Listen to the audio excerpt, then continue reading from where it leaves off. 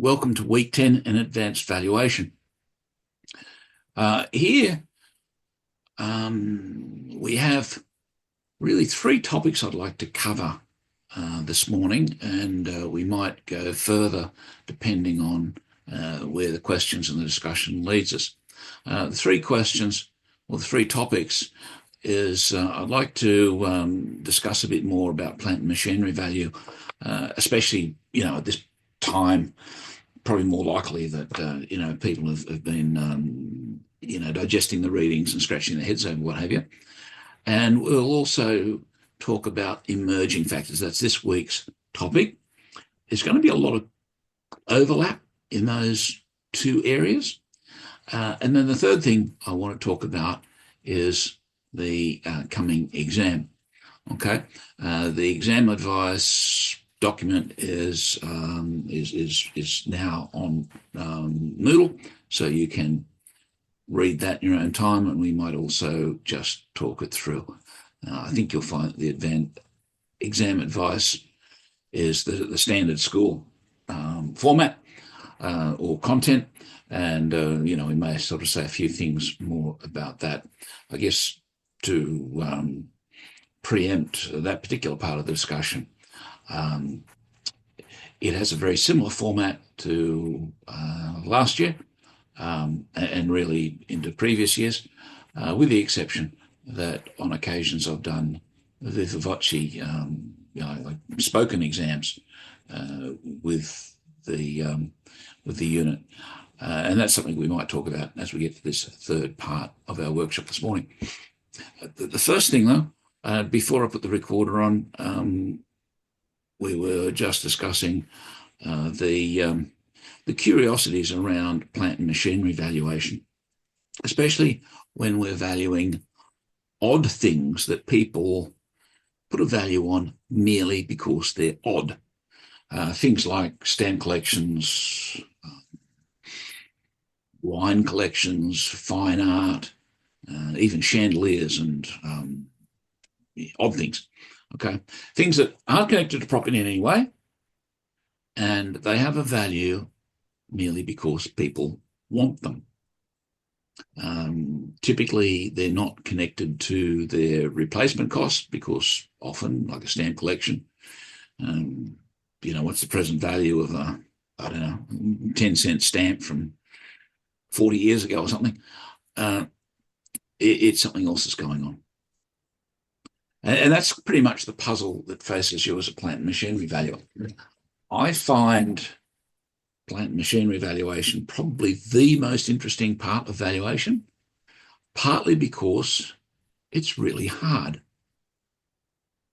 And I think I've mentioned to everyone, certainly in the workshops, that an unofficial principle, and I'll never be allowed to write this in a textbook, and perhaps not even be able to mention it in a learned conference, is that as a valuer, if no one can prove you're wrong, then you're right.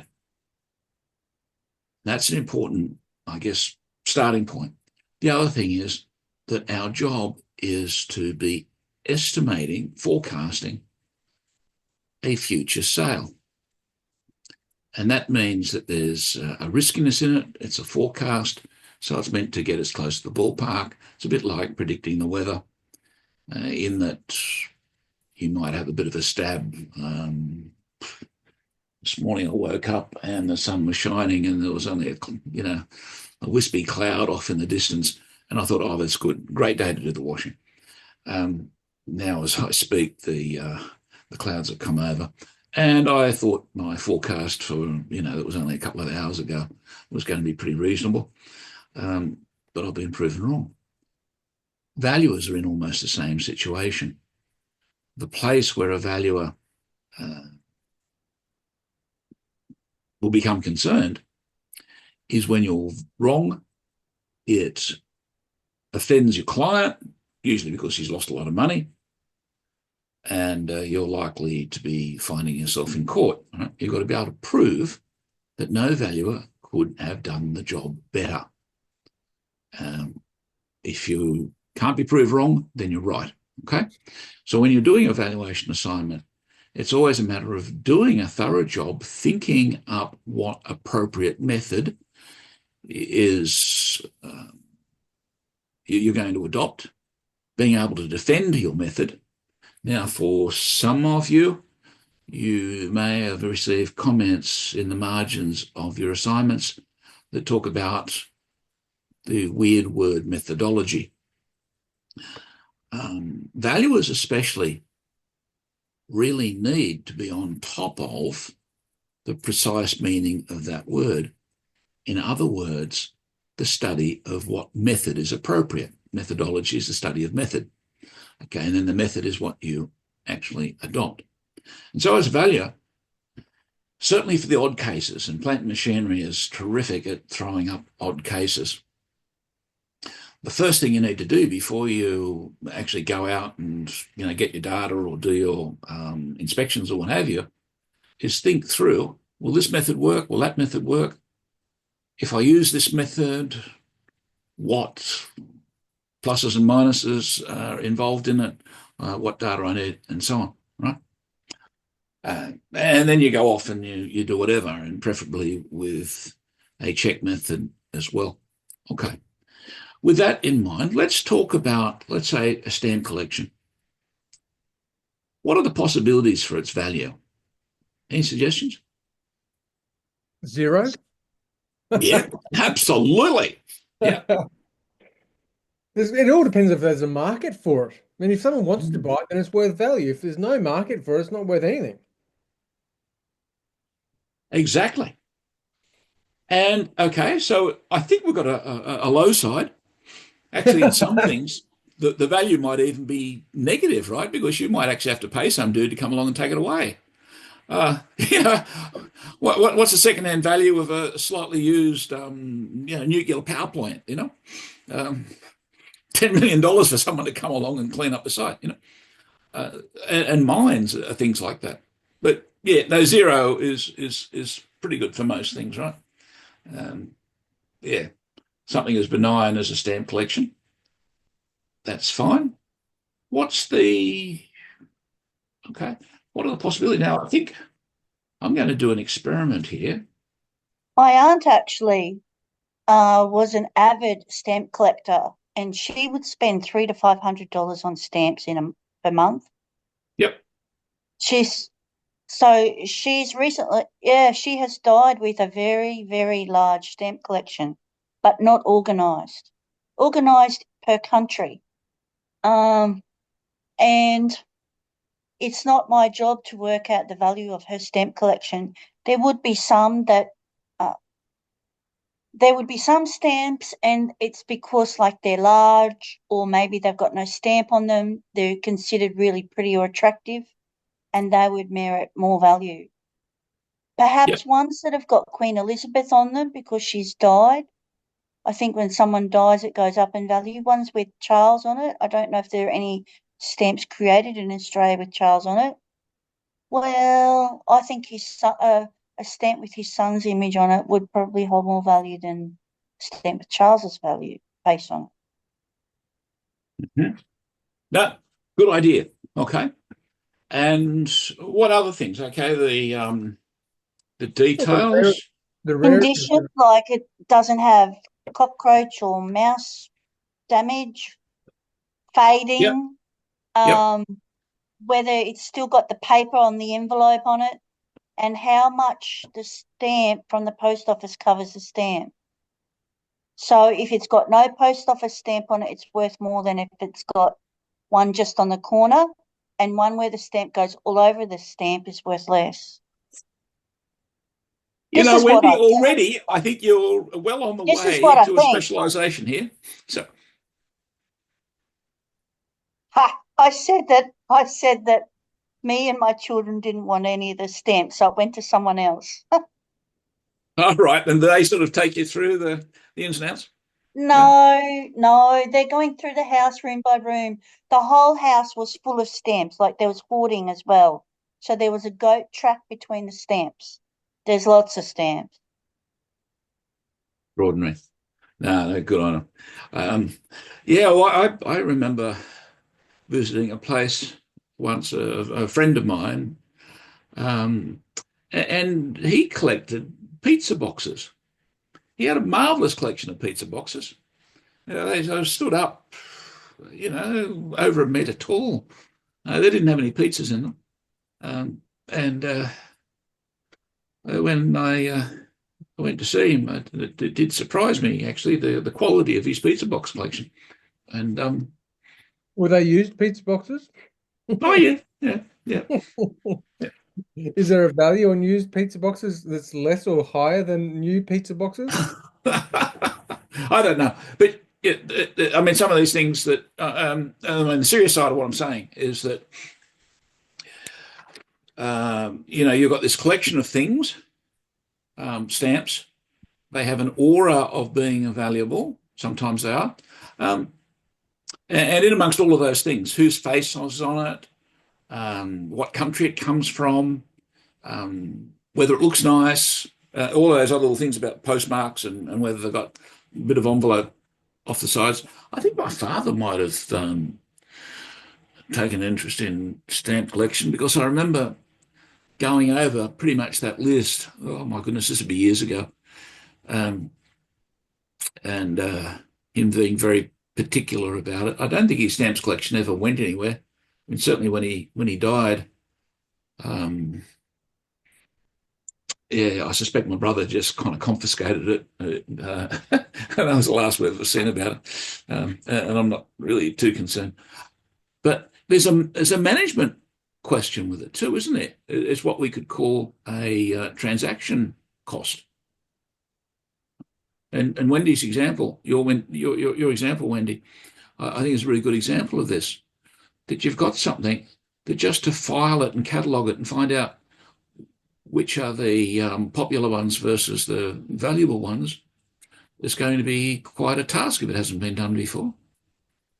And so you can either simply sort of take it out to, the incinerator in the backyard until those things are made illegal, and there you go. Or you might spend a month of all your spare time, or maybe time that you don't have spare, cataloguing it, only to discover that the most valuable stamp is worth $20 or something. And then you look at, I've just spent a week of my life doing all this stuff, or whatever the time is. So that transaction cost is a bit of a barrier too. That happens in plant and machinery, usually related to location or decommissioning costs. You might buy yourself a bulldozer for a really fancy price, and you're done well, until you work out that it's 100 kilometres south of Broome or something, and you've got to go out and bring it back. And so these transaction costs, transport, decommissioning, cataloguing. I really wonder about second-hand books. You get onto some of these online booksellers, Booktopia or Fish Pond. There's a number of them. I'm thinking, my goodness, where do they get all these second-hand books from? And how do they get the cataloguing done without the things becoming ridiculously expensive? So that's a part, and when you do your valuation, it can be in situ or delivered, or, its value in, I don't know, Brisbane, if you're talking about the bulldozer sort of out the back of, out at the back of Western Australia somewhere, or Northern Territory or something. So all these kind of factors to consider. You would have mentioned stamp collection would flood the market if, as a whole collection. Yep. Toowoomba's got a local stamp club. There's a specialist stamp shop in Brisbane. She purchased her stamps from both those locations. So once a month she would get like a postage pack bag, like a fairly dense A4 size bag of stamps full each month, and went through them. Yep. And that's a convenient way. I remember when I was a kid growing up, we used to save all our stamps, and we used to give them, like my parents used to give them to our local church. And that was actually one of the reasons why we kind of left all the edge on, because that was used. Then they collected them and then used them for charitable works, or at least the money they got from them. And I often thought, well, it must be absolutely, truckloads of little pieces of paper that are being, I don't know how they did it, but no doubt they would have worked on volunteers and so on. And maybe the Australian stamps were interesting for people in, I don't know, Switzerland or something. And somehow it was worth the toil and trouble of the people that collected these things as a kind of a fundraiser. Okay. So you've got these issues, what makes something valuable. I have a friend who's a jeweler, manufacturing jeweler, and he was talking about the way he doesn't like working with silver. He makes all the normal things, rings and basically anything you want. He'll make you a solid silver goblet if you want. Some of his customers lived in very interesting parts of the Middle East where some of his customers had more money than they knew what to do with because, they just had all this oil wealth. I remember him once showing me some, I can't remember if it was silver or gold. It was a few years ago now. But he was making these parts that was going to go in some book for this, Arab sheik type fella, and fabulously expensive. But his comment was that he didn't like working in silver because in most cases, his labour costs dominated the value of what he produced, and people weren't willing to go and pay for the work in, handmade, very specialised jewellery. But he was happy to work in gold because gold is so much more valuable. So if you make somebody, I don't know, a pair of solid gold cufflinks or something, then he could put his labour costs kind of into the price and no one would really notice. They'd still have, I don't know, $20,000 worth of cufflinks kind of hanging off off the end of their shirts. So that's these sort of these. Well, I call them transaction costs. That's their techo name in economics. But it's really the little bits of labour that are going in that make it possible to buy and sell these things. So my jeweler friend, he was thinking in terms of people, wanted such and such. They thought of it as, say, solid gold. Now they thought, well, it's an ounce of gold, and gold right now is worth whatever it's worth, and all the rest of it. But his difficulty was that he wanted to feed his family. He wasn't actually a gold trader as such, although effectively he could have been. I know manufacturing jewelers that are gold traders. But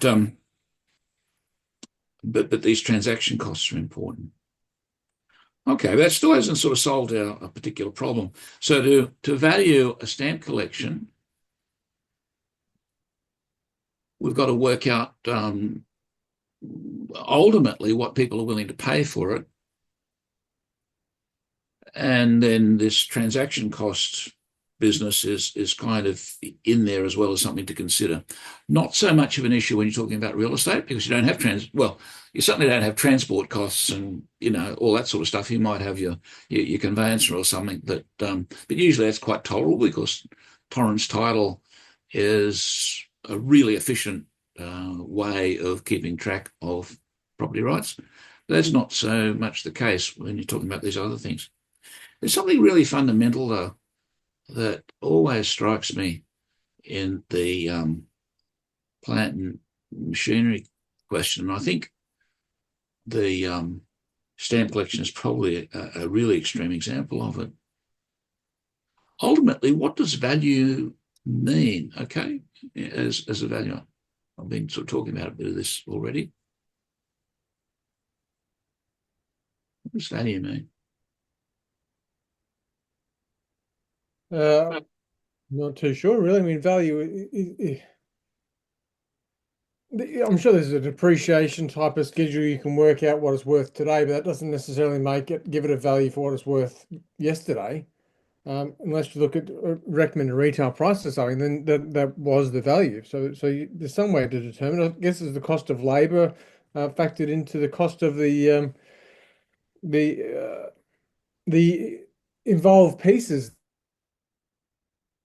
Yep. Yep. No, that's true. I was And thinking, yeah. Mhm. I was thinking your tolerance level of the maximum that you're prepared to pay in exchange for that thing that you think that will improve your lifestyle or you just like it. Yep. It's really good. I'm going to do an experiment. I'm just going to see if this works. If it doesn't work, then nothing lost. Hang on.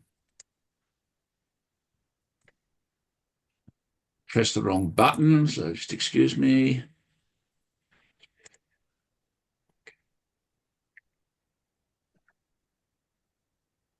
Oh my goodness. Can you still hear me?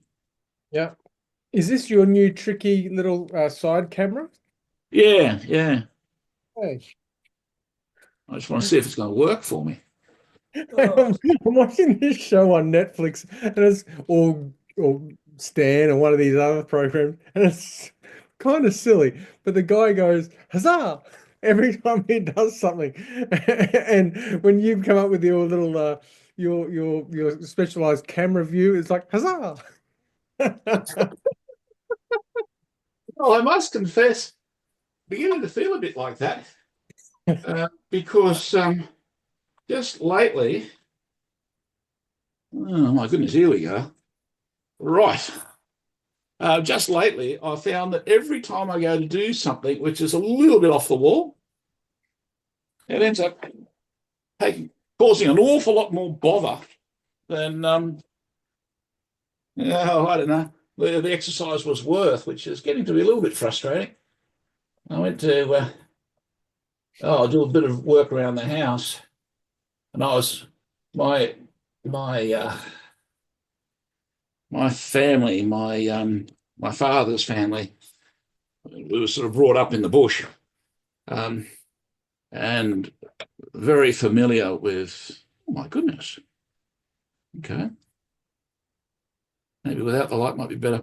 Brought out in the bush, and the idea was that the average bloke, you just if something broke, you fix it, and so he was able to be very much a jack of all trades. Okay, well, that might be tolerable. We'll see how we go.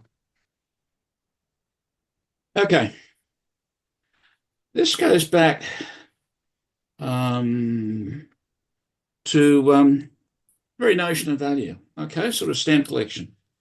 Okay, how much will people pay for something?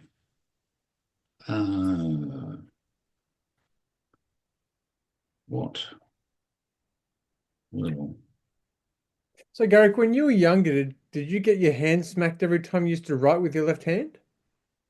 Oh, No. fortunately, I grew up after that happened. My mother, she had that. Yeah.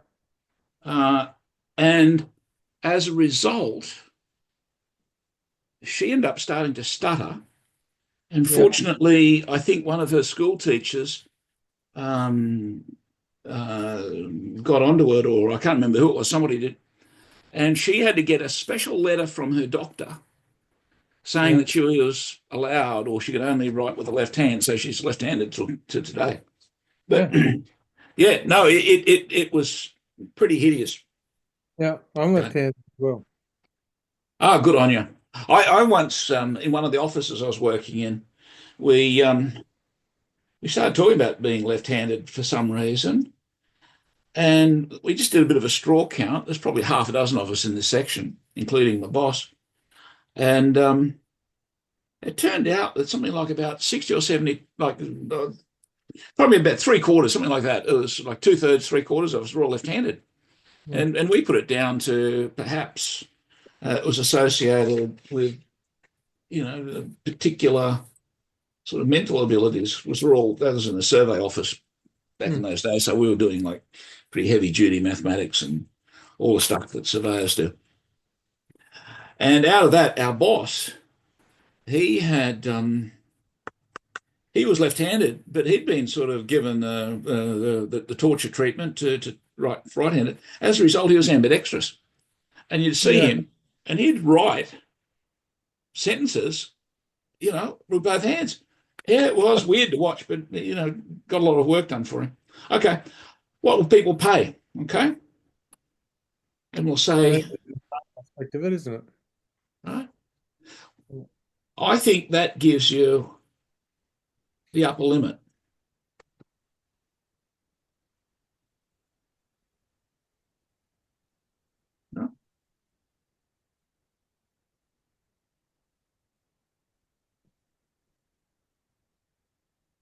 Now, what is that really? Okay, what would we call it? Okay, so with a stamp collection, it's a matter of what people are willing to pay for it. Give us one end. We said the lower end. Now here I'm going to have to zoom out. How's this for zooming out? Ooh, here we go. Try that. Lower limit.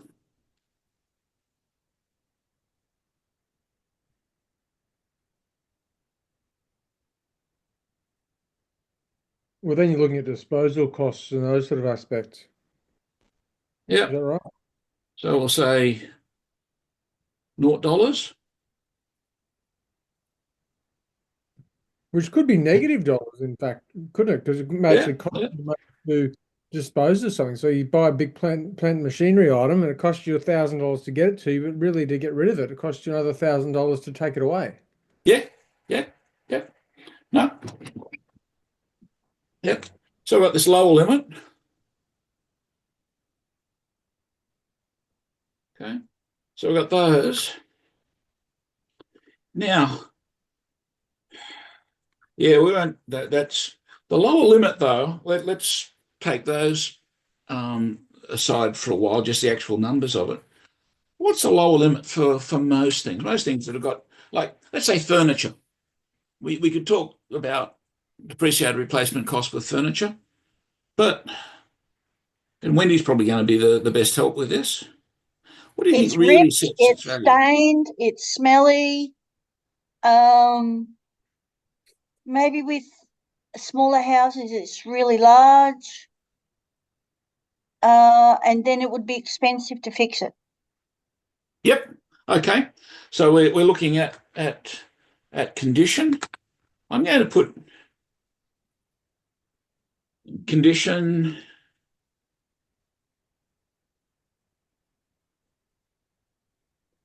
appearance,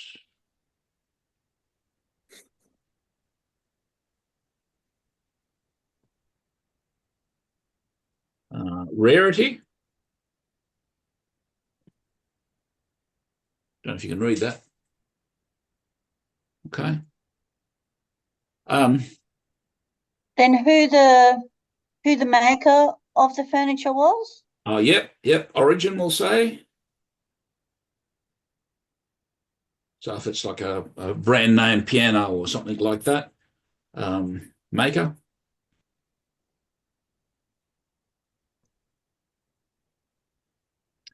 Overall, I'm going to describe this as desire. Can you read that? Yeah. Okay. Right. Now,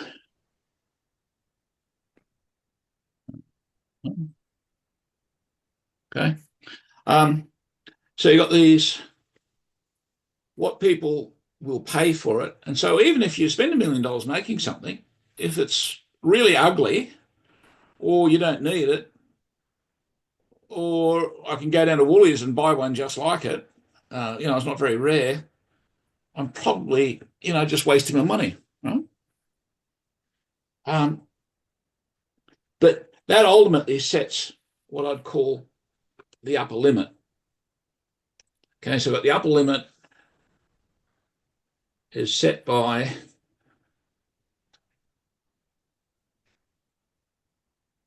desire. So as a valuer, it means that you're actually an amateur psychologist, because what you're doing is looking at people's evaluations, their subjective evaluations of all of these different things, what it means to them. Yeah. And so with the stamps, we've talked about a few things that contribute to desire. Things like having the postmark on them or not, and whether they still attach to a bit of the envelope paper and all that sort of stuff.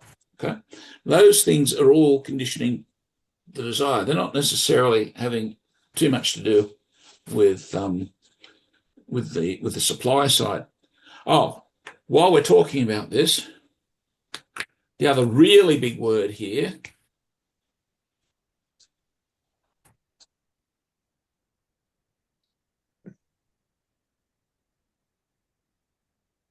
demand.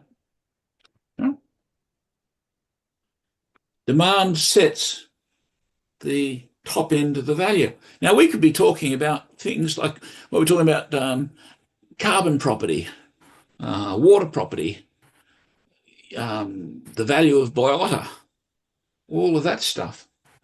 It all comes really, the stuff is getting around, pretty available. What are people prepared to pay for it? What's the demand for it? Okay. That's the buyer side, the demand side. What do you think sets the lower limit? Apart from the fact that demand might be really low, so it might be zero or negative. What sets the supply side? Potentially the level of availability for that item. For example, if there's a million pieces of that item, it's not worth much more than a few cents or a few dollars. But if there's only one of them and people want it, then it's desirable, and therefore there's a good demand for it. Yep. Okay. Now, oddly enough, I'm putting rarity up here as a demand side item, whereas often it's put in as a supply side item. Why do you think that might be? But you're right, the how plentiful it is important. Why do you think rarity? I think of it as more of a demand side thing.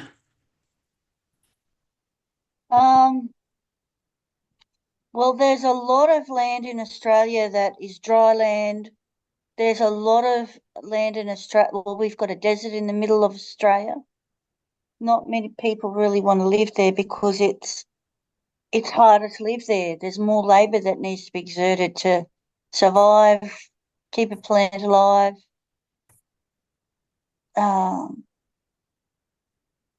There's not a lot of irrigated land. Mm-hmm. There's not a lot of land in an irrigation scheme. But wherever you go, there's dry land farming where you depend on the rain to make your crops grow. And then say, we look at furniture. If you've got a chair and it's rickety and it's going to take 2 days to fix that chair, then that's not as desirable as something that's been made well. You don't have to spend any time with it. You can just put it in your house. So Sure. I guess then a house that's renovated or a house that you can walk into and there's nothing to do, particularly when it's hard to find a builder, maybe that can ask a higher price than one that's in an original 1960s or 70s condition. Yep. Okay, so this is like Doesn't the rarity come back? attractiveness of condition. And you're right, you don't want to buy something that you're going to be always having to work on or repaint or whatever you got to do to it. Yep, condition there. You see, that's all influenced the demand side. In the Maybe supply rarity, side. like to have a farm or a house where you've got your exclusive beachfront. That's a rarity, whereas anyone can have a house in a suburb with no beachfront. Like there's heaps more of those. Yep. Yep. Okay, so now we're coming back to rarity again. But that doesn't necessarily explain why it's worth more than another piece of another item. So, for example, as you suggested just then, a block of land with no view versus a block of land with a view, how do you value the difference of the rarity? That's the hard Mm, part. Oh, mm. feng shui. If you are looking over at water and you have a wide frontage view of the water, then that's good feng shui. But if you are a greater distance away from the water and you have a narrower view of it, then that's not as good feng shui. Yeah, I didn't realize you were part Asian, Wendy. Oh, I've got cousins that are of Chinese descent, but I'm not. Yeah. And then if it's got a good feng shui, then Asian buyers are more likely to buy that house. If it doesn't have good feng shui, then the Asian buyers aren't going to buy that property. They're going to look at ones that have got good feng shui.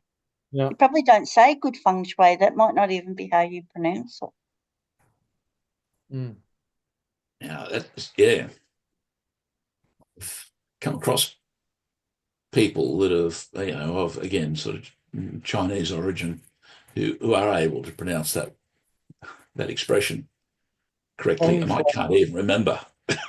But feng shui seems to work. We know what we're talking about.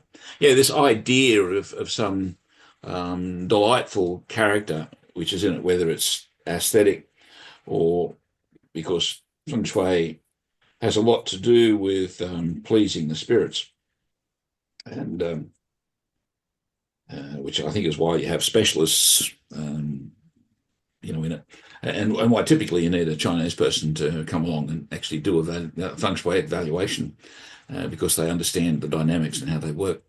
You see, all of this is what people will pay. It's in demand. Okay, so we've got all those. I just want to leave those for a while because we can sort of see that we're up to our ears in it. But there's no point in having something really valuable. Like right now, gold is a bit of a, in the finance world, there are a lot of people very attracted to gold, but I mean, gold's pretty close to useless. Yeah, not a lot of people fill their teeth with it these days. We use it in computers and maybe a few other industrial uses. I think rocket ships kind of use a bit of gold in them. But, so what's the attraction? The attraction has to do with its rarity, especially with comparison with what we're using now as money. But the price of gold, I find that it astounds me how the stuff is still becoming more and more valuable. And anyway, you just sort of say, but the demand for it is there. But how about, on the other hand, while we practically can talk about zero or even negative amounts of money as the lower limit, in the normal course of events, and we won't we'll leave what's he stamp collections and bottles of rare wine and stuff aside for the moment, and let's look at something which is a bit more practical, either regular bottles of wine or maybe motor cars, regular earth moving equipment, where you don't have the tyranny of distance kind of setting in.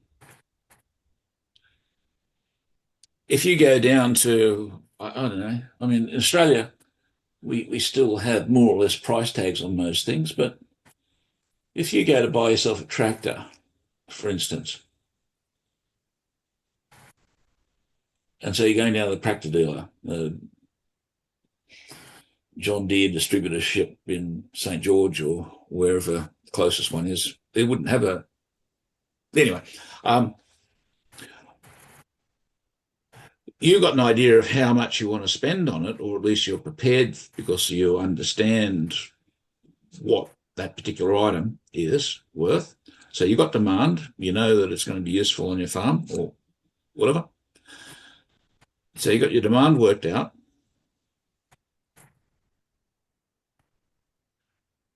But how about the seller? Okay. Look at the seller's point of view, the supply point of view. What sort of things are they thinking of when they put a price on things? Now, they might be kind of guessing your level of demand, but let's put that aside for the moment. What is really their rock bottom? What causes their business to go? What's their rock bottom kind of calculus all about? There's going to be a matter of holding costs, for example. So the Yeah. longer you hold something may make it not necessarily worth more, but effective. In fact, the price goes up. Yep. So we'll put in. The personnel cost associated with it. Yep. And you're right. I'll just put those as a group. We'll call them holding costs. Okay. So if they're not selling their tractors and they've got, I don't know, half a dozen in the yard or something, it actually costs money to have them there. Give them a wash every now and then, sort of the land that they're taking up. Um, Maybe there's other costs. I don't know. Having to change the battery if they're there for too long. Um, and the money that's invested in it. So that's true. But There's also behind that, there's something else as well. It's really easy, nothing mysterious. What sets the floor, the very lower limit from the supply side? Is it availability. labour costs? Yeah, well, labour cost is in there. We will call those the holding costs. You see, I'm a tractor dealer. Okay. And I don't know, someone comes in, Derek comes in, and he says, I want to buy a tractor. And I say, yeah, good. I've got a nice tractor here. Here it is. And Derek says, oh, I'll give you, I don't know, think of a number, $10,000 for that. Would you take beans? That's right, Bitcoin, you know. Yeah, yeah. Okay. Now, if you make me an offer, what's going to be going on in the back of my mind when I think, oh, yes, I'll take that? Does it cover your holding costs and any other incidental costs that associate with the availability of the tractor?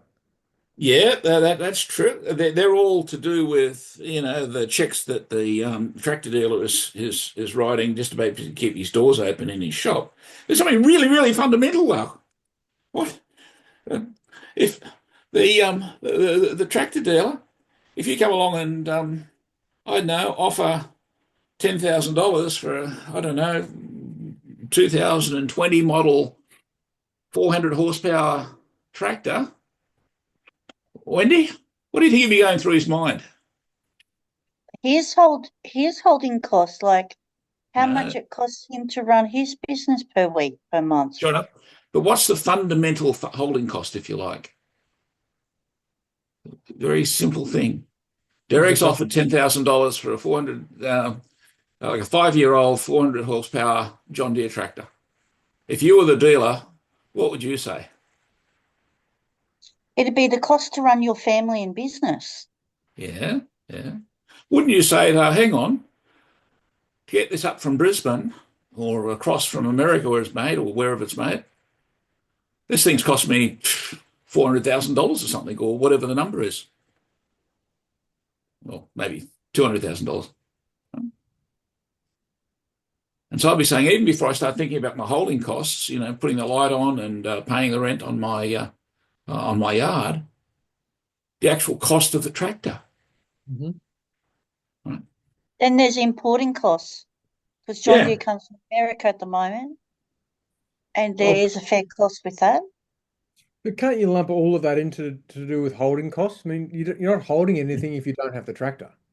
You know well, what I that's mean? right. You see, this is where I'm differentiating between holding costs, which is part of that broad brush of what I'm thinking of as transaction costs, Yeah. and the actual asset cost itself. Yes. Okay. So you're right. You've got um, I'll call this I'll call it manufacturing cost, but it's really a bit broader than that.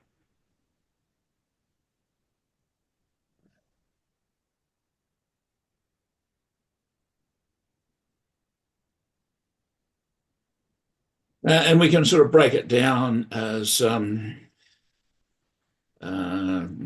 call it we'll add transport costs.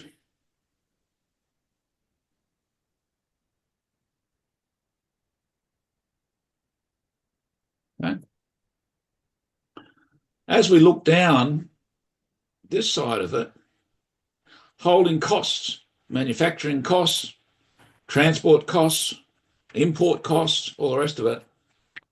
What's the common theme there? They're all costs. Costs. Yeah.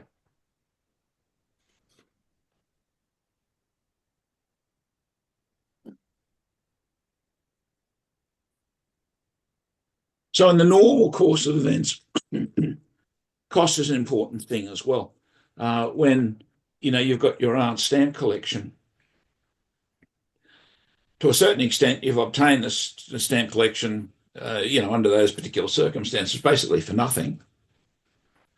But then you've got quite considerable holding costs and then transfer costs just to get it into a position where it's worth selling. Right? It's in a condition where it can sell.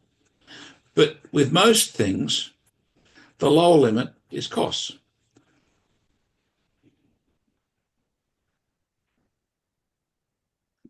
Okay. Now, let's imagine that the cost, by the time you add up all these costs, you've got an idea of the minimum that, let's say, the tractor dealer can sell the thing for to make it worth his while running his business. So, Wendy, you mentioned that before.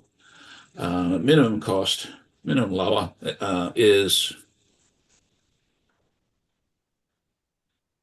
costs plus, I'm going to call this now, familiar with the expression normal profit? Yeah.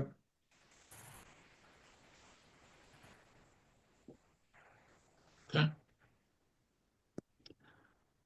And so your lower limit is your cost plus normal profit, the amount to have the business just tick over and make a reasonable profit. Okay. Where that leaves you is that the upper limit is demand. Now, this is actually value.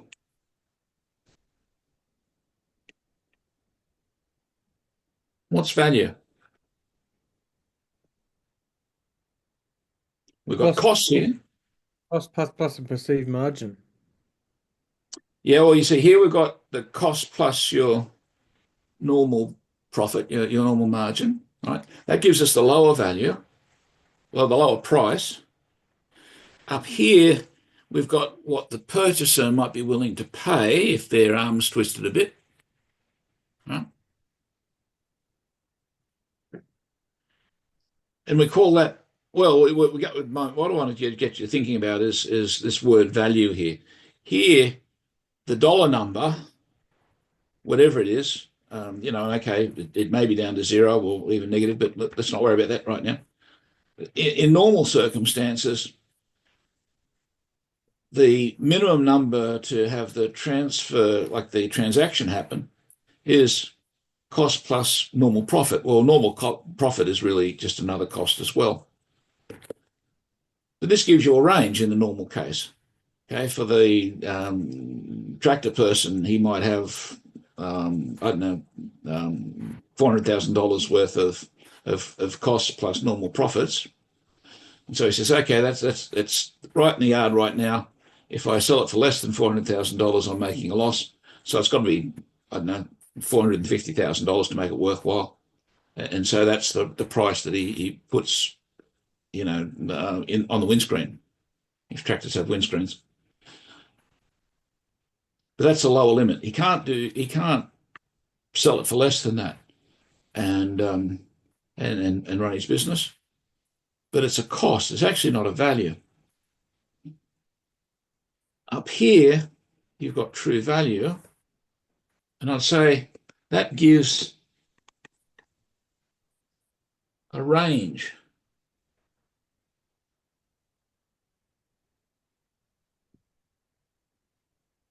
When you might look at it and she'll say, if, I use that tractor for 10 years, it's going to help me make a lot of money off my farm, and that's all good things.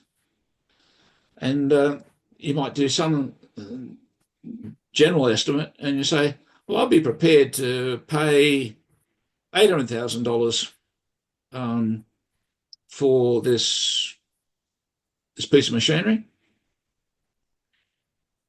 The supplier is thinking to himself, I've got to sell it for $450. Okay, so I'll just put some numbers in.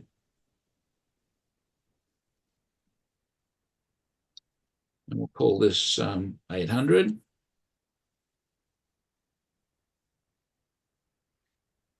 Now, when we do our DCF calculations, what are we really evaluating? Are we evaluating this number or that number?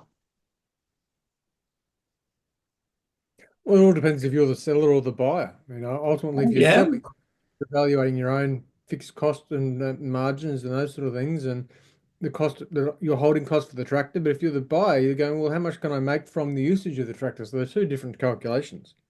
Yeah, they can be. But to get the transaction to happen,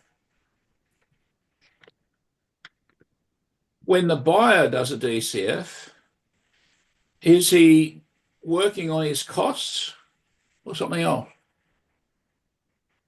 So if I do a DCF of a property, the sort of things we've been doing, partial interests and ground rents, all of those property-related things, what numbers are really going into the DCF calculations? Are they cost things or something else? They're the costs and what people are willing to pay. Yeah. What's the main component when you do a DCF to value a property? Like an investment property. Just think back to property investment finance. Rental returns, yield. Rental return, exactly. Yeah. And so that's an estimate of what the eventual owner will be able to earn from it in rent. The yield? Yep. That's it. Okay, and the yield is the way we compare the revenue that we're going to get off into the future to what we're prepared to pay for it today, the capital value. And so when you do a DCF in property, and I think it's the same, at least notionally, if you read the management finance textbooks on DCFs and stuff, they'll be explaining how you can do this with bulldozers and tractors and photocopiers, you name it. Because what you do is you say, if I own this thing, it would save me a certain amount of money in my business, so that's effectively a cash inflow, and it will also maybe earn me cash by using it. So if I've got my bulldozer, for instance, it might, I'll either use it to save myself some money, or I'll use it in order to make some money. Either way, it's effectively a cash inflow. But you see, what you're doing is looking at the benefit to the eventual owner. Right? And that's all demand. When the supplier runs a DCF, what the supplier does is think about what he expects the eventual owner will be willing to pay in terms of what the eventual owner will be able to make in terms of, hire out costs or whatever it is. That makes sense? Yep. Okay. Yep. Right. So it means that all of our DCFs are always working on this side with very, very small number of exceptions. Maybe if I'm kind of working out a mine or something, I might be working it in terms of costs. But usually I'm working in terms of, it's benefit to the person who ends up using the thing. And so the cost is here, as a bit of, a moot point. It doesn't really involve itself that much in working out this thing, because the seller has already made his decision. Like in the tractor example, if I don't sell it for $450,000, then it's not worth my bills, my while sort of staying in business. That gives me a lower line. But I'd like to sell it for 480 or 500 or 600 or 700. Right? And when you go in the market, that's what's going on in the mind of the current owner. But he's not a farmer. He's not interested in using it. He wants to sell it. You go along as the farmer and you want it. You've worked out that it'll earn you perhaps $800,000 before the thing gets too expensive to keep in repair. So that's your number. And somewhere between 450 here is the lower level and 800 is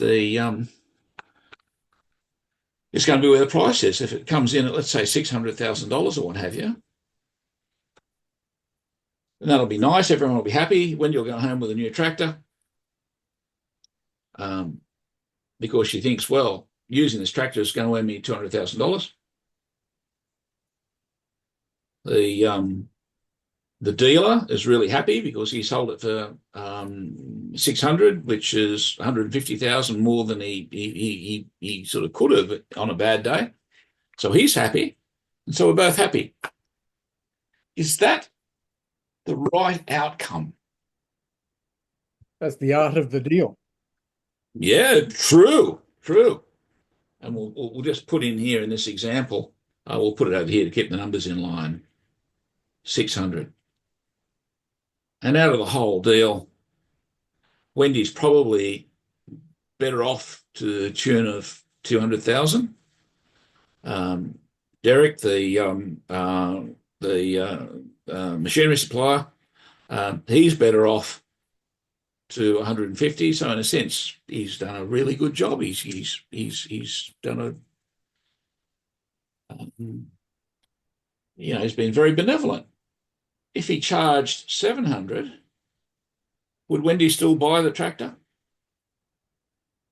Based on those numbers, yes. What do you reckon, Wendy? So I see like the threshold's 800,000. Yep. So the answer's pretty easy, isn't it? Yes. You should be sort of thinking, well, everything else I'm doing, buying a tractor at 800 is the same as putting $100,000 in the bank. It's going to take me 10 years to get to it, or whatever it's going to be. But you'd be happy to see you'd still trade at that number. Right? Likewise, you'd also be quite happy to buy it for 500. Right? Derek, in a sense, would still run his business because he only needs 450,000 out of his tractor to make his business run. He sells it for 500. Wendy's going to be a little bit happier because she's getting 300 upside out of owning the tractor. Derek's running his business with $50,000 in his pocket, as well as his normal profit. So he's happy. And that's where it's, I think, what Derek said, it's just the art of the deal. Right? Now, that's kind of the way that value works in general. Is there a right price in that circumstance? The only answer to that really is the right price is what you're prepared to pay. Kind of. What the seller's prepared to accept. I mean, that is the meeting of the coming together and making an agreement that is the right price. And that's ultimately market value. Yeah, it's interesting because Roman law attempted to consider this problem. They came up with pretty much that solution. And now from memory, I'm pretty sure the expression is that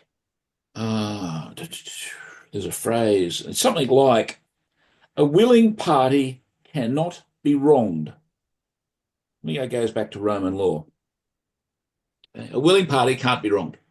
In other words, if you freely, sign off on the deal, then there's no way you can come back and say there's something unfair going on. Yeah. Right? That's the Roman law principle. The question behind it, and I want to bring this back eventually to the stamp collection, is whether the Romans got it right. Is there any other way of looking at answering this question? Is it the right price? I know, like with a John Deere dealership, they will just say, "This is the price. This is the price of that tractor. Yep, yep, That's the yep. price." And part of it's determined on the exchange rate. Pardon me, exchange rate comes in. Oh yeah, yep, yep. They'd be all part of the supply costs involved. The foreign exchange, the transport costs, the risk of it falling overboard as it was sort of coming across, or however it arrives, gets transported. Yeah, no, that's right. He's always thinking about there. But you see, we've already, in our example here, we've considered that gives us a number of 450.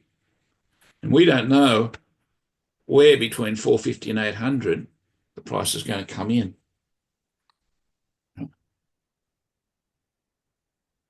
That's one of the puzzles. Now, we don't have that puzzle in real estate so much because we don't have a very well developed idea of the cost of real estate. Okay. In practice, what does a real estate agent do? I just think about domestic stuff, but you could even talk in terms of stock and station work or commercial property. What's really behind you go in, I want to sell my house, or Derek wants to sell his I don't know, office block that he owns down in Brisbane, or Wendy wants to buy sort of buy or sell a farm. Oh yeah, sell a farm, say. And you go into respective agents. How's the agent, whether it's stock and station, commercial valuer, normal resi valuer, what's the conversation going to be about? How much have When you you got to go in, spend? what's that? How much have you got to spend? Where do you want to live? Yeah, okay, that's what you do as you come in to buy the place. But if you're going in to list the property, okay, like right now, I'm sitting in my little house here in Goulburn. I bought it for so much money, but if I wanted to sell it, You want to look at the features and the benefits of property of owning that particular parcel of land. What are the benefits for you as a prospective buyer? yep, You might be located in a quiet street, so location and the fact that you don't have cows and animals and running through yep. the property can be a good thing, or it can be a negative thing. You never know. No, no, true. One of the novelties, actually, of where I'm living as we speak, um, is that we occasionally have kangaroos going down the road. And I Perfect. don't fully understand how they get into. Well, admittedly, I'm pretty close to the edge of town, which is good for views and stuff. But yeah, no, it's got those attractions. You see, what I'm doing when I go down to sell a place, let's imagine I've been here for, I don't know, 20 years or what have you. I moved in because my kids needed to go to school here, or whatever the reason was, doesn't matter. But now I suddenly want to go down, I want to sell it. Um, and I go down to the real estate agent. I think you've just explained the sort of process going to go through the real estate agent's mind in a way. He's thinking, I think there'll be people who'll be interested in buying your house.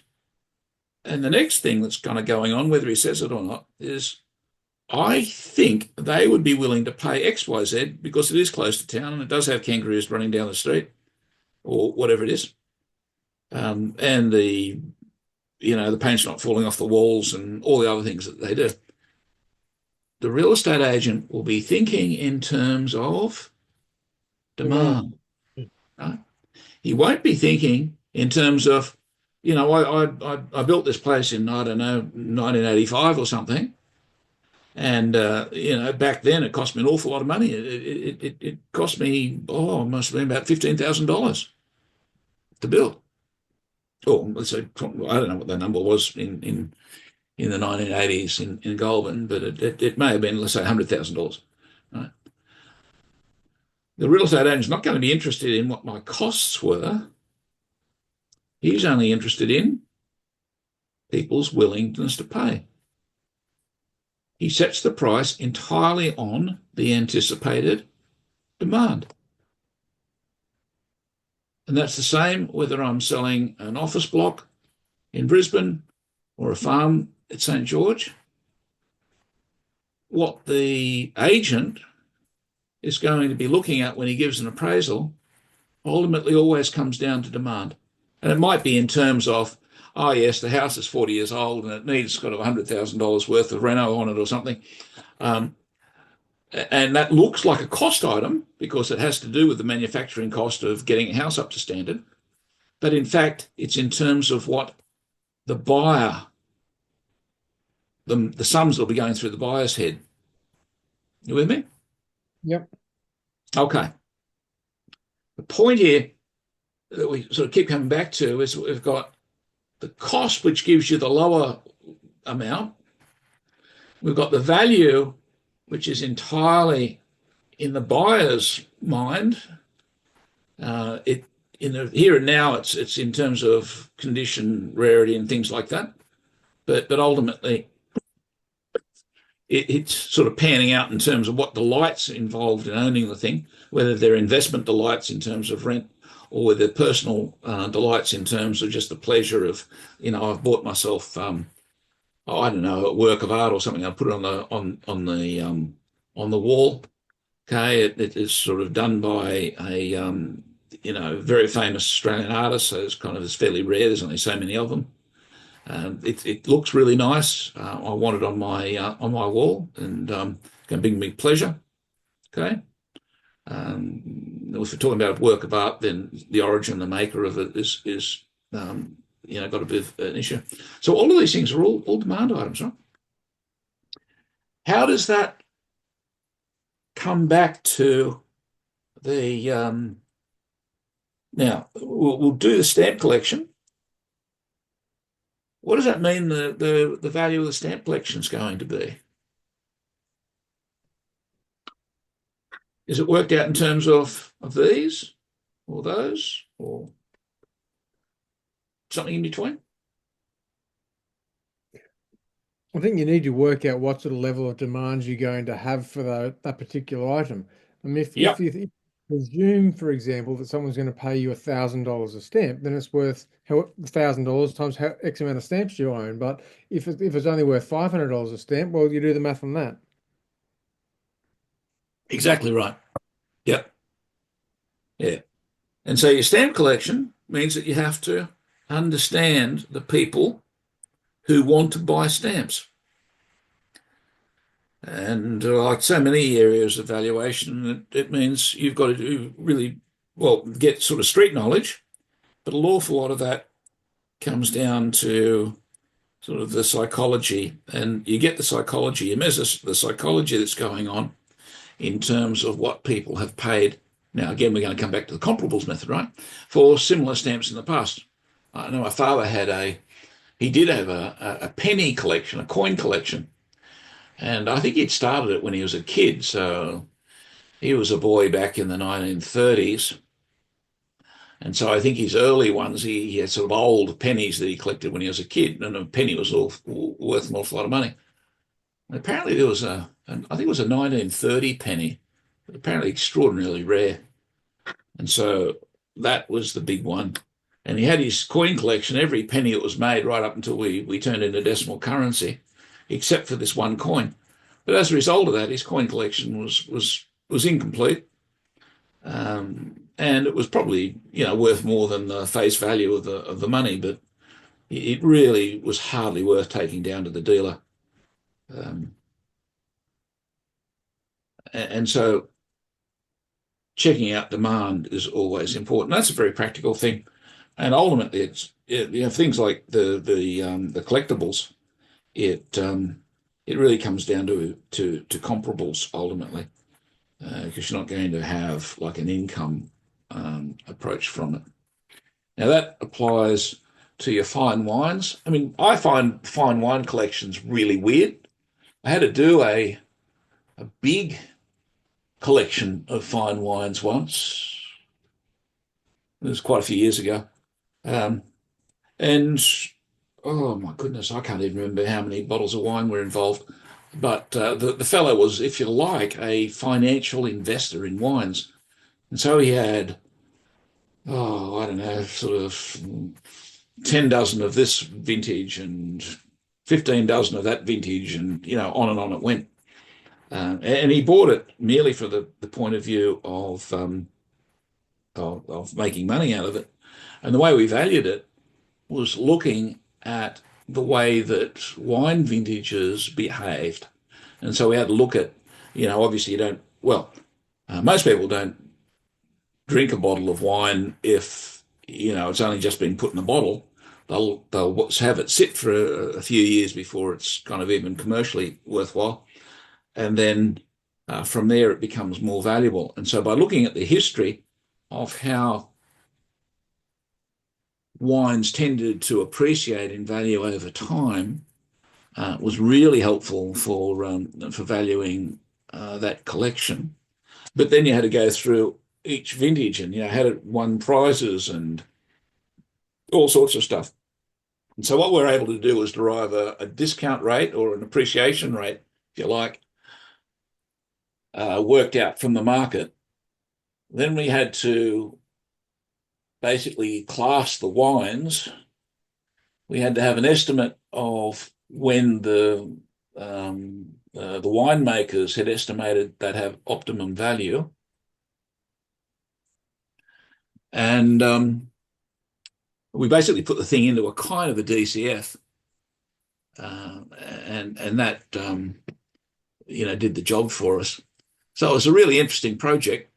It ultimately had to do with estimating what the community, like the wine drinking community, would sort of pay for this stuff when the wines were at their peak. Some wines better to drink it in, I don't know, 10 years time, others in 12, 15, 20 years time, that sort of thing. And in a few cases it was longer. But it was all in terms of estimating demand. The same really operates for all your collectibles. We're not interested in costs at all, so you can't do a appreciated replacement cost on them. It's all estimating what people will pay. I think real estate behaves the same way ultimately. And what I was talking about with, when you take your property down to sell to your agent, they're always giving you a number which is an estimate of demand. You might consider it as a check in terms of costs. In theory, you see, these things in a perfect market are supposed to converge together. Right? If there are a whole lot of suppliers and a whole lot of people wanting things, if Wendy is just one of, I don't know, 100 people buying tractors, and they've got reasonable understanding of the tractor industry, okay, those 100 people will all work out what it costs to get that tractor into the dealership. Make sense? Yep. Right. Now, if Wendy's doing her DCF and sort of thinking the tractor's going to make me $800,000 if I buy it over its economic life, as far as I'm concerned, but she also knows that the tractor dealer is willing to sell it for $450, right? If it's just one Wendy, she mightn't be able to twist his arm if he's got the price in the window as 600, right? But if she goes along with 100 other farmers and they all say, "Hey, dude, we'll buy 100 tractors off you for $450K each," this fellow would be a fool not to go and sell them, wouldn't he? Yeah. So in a But he perfect also has to market, go. what's that? So he always also needs to go and find the supply of tractors that are equivalent to that 450,000, and he can still make a profit on, because if you can't find the tractors, then you can't sell them. Oh yeah, no, that's true. That's a practical problem. But you see, what I'm describing here is that if we did have perfect markets, then even though it's going to benefit Wendy and all of her farming friends, 800,000, that's very flexible, right? And it's only up there partly because of her estimate of, what in desperation she'd pay for it, because if it was $799,999, at least notionally, Wendy would still buy it because it's still worth $1 to her or $100 or whatever it is. Right? Yeah. But if she had 100 people going around buying tractors, the price would come down to here. On the other hand, if there are 100 people, 100 suppliers, all able to land the tractor and put it in their yard for 450K, will that make any difference to the price? Yeah, bring the price down. Well, no, remember, if he sells it for less than 450, he's not able to make his more profit on costs, so he's going to go out of business. Yes, but if there's another 100 dealers that are prepared to sell it for 450, well, he has to sell it for 449 to make any money, to even move the stock. Oh, well, assuming he's is the only one being sold. But let's imagine there are lots and lots of people wanting to buy tractors. They're coming in and out of the room all the time. Right? Yeah. This I was going to put it supplier like that. and his 100 mates, right, if they're getting business because there's hundreds of Wendy's coming in, right, they're happy to stay here. It's not going to make much of a difference. But you see, my point here is that if the costs are transparent, and the community in general knows there's what we call perfect knowledge in economics, then this price will actually stay. Yep. It's this one that'll change. And yet it's the number that as valuers, we're just about always working with. When we do our DCFs, when we do our comparables, what have you, we're simply looking at what other people are willing to pay. Now, last part of the puzzle. This is really tricky. Do we have enough time? Oh, yeah, I think we can do this.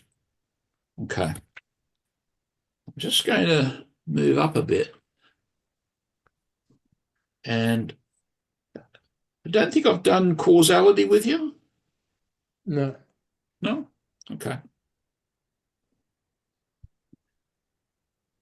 Causality. It's the study of why things exist. What causes something to come into existence? We're talking about a tractor here. Okay. Someone decided to make a tractor over in America and ship it over to Australia. Someone decided to put it in his tractor dealership. Right? What's the cause of the tractor being in the dealership? There's actually 4 of them. Okay. Well, the first is someone actually wanting to buy the tractor. Yep. Okay. I'll call that need. Yeah. Yep. There's also a factor involved with employment. So, in your manufacturing side of things, so the manufacturing of the product needs to take place. So someone's got to be employed to do that. Yep. No, fair enough. I will call that now. Call that the maker. Mhm. And we'll put a few people in there. We'll call that the business owner. That might be shareholders.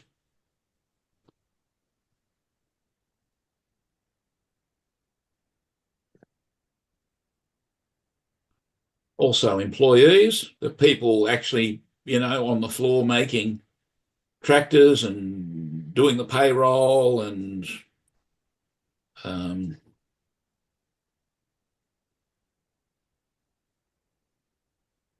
I'll call it labor.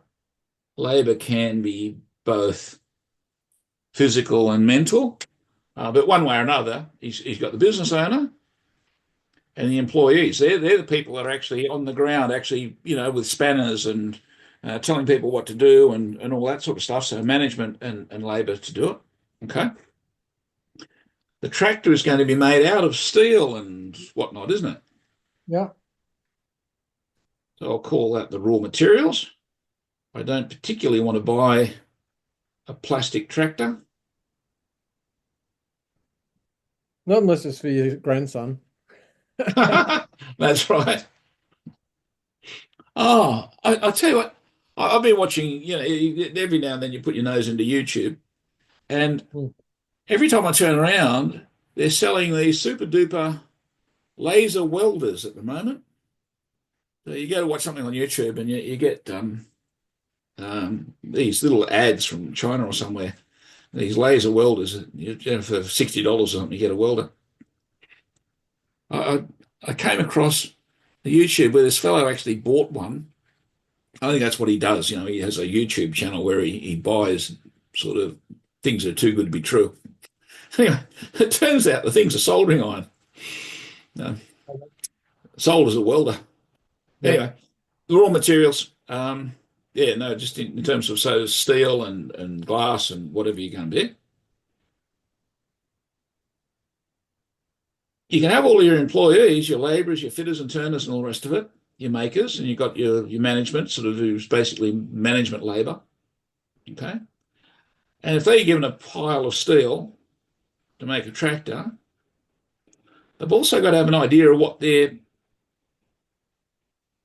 aiming at doing. They're not going to be making a tin shed.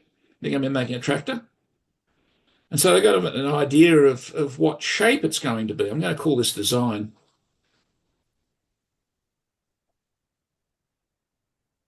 Okay. So we've got 4 causes. We've got the need for the tractor.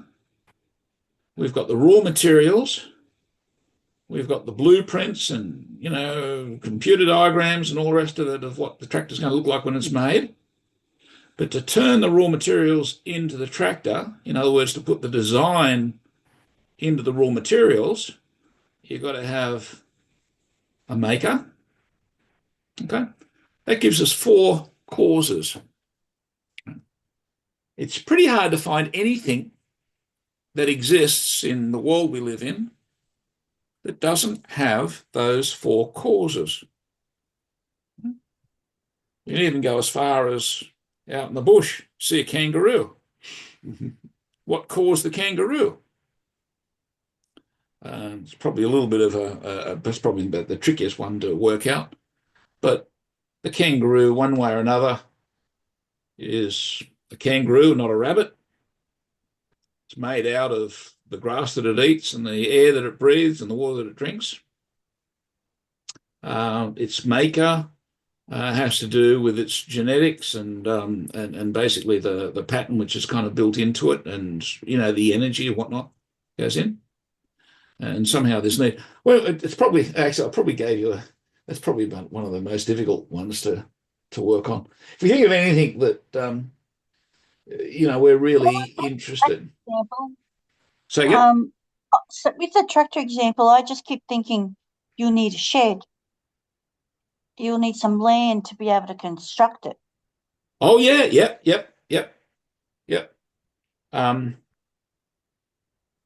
That's interesting.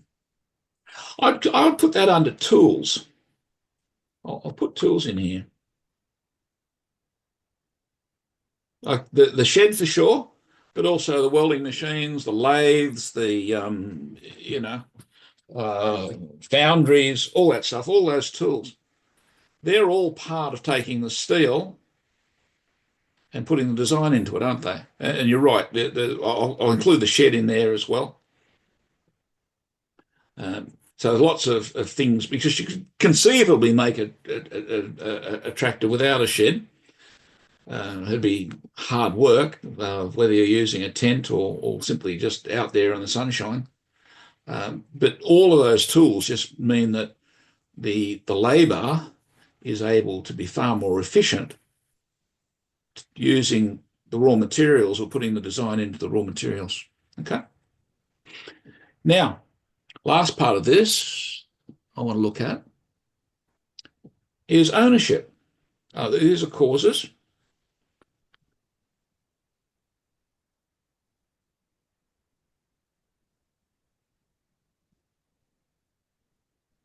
And they're these four. They have classical names, and I'll give you those. This one's called the material cause.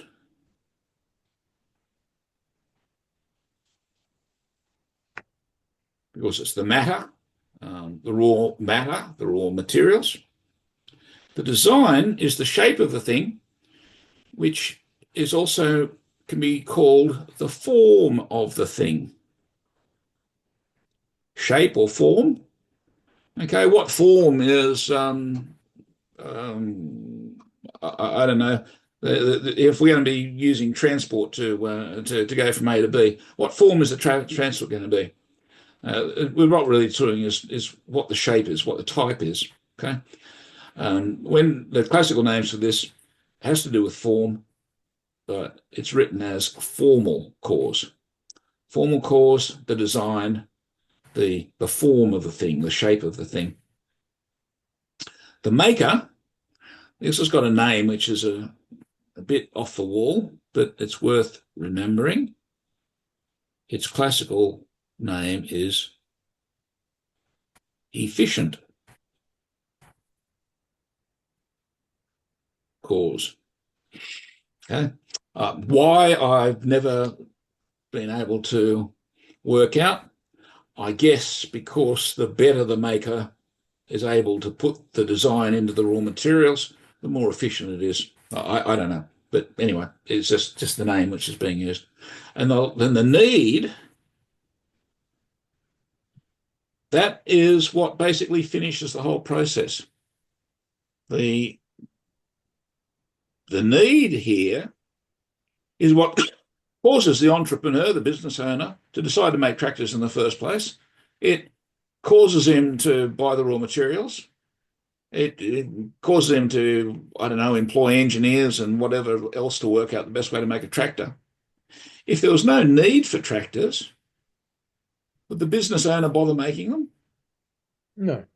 No. No. But if the need existed, it would attract employees to work for people that are making tractors because they're able to pay them. It would actually attract people to make the lathes and the other bits and pieces because, people want to buy lots of tractors.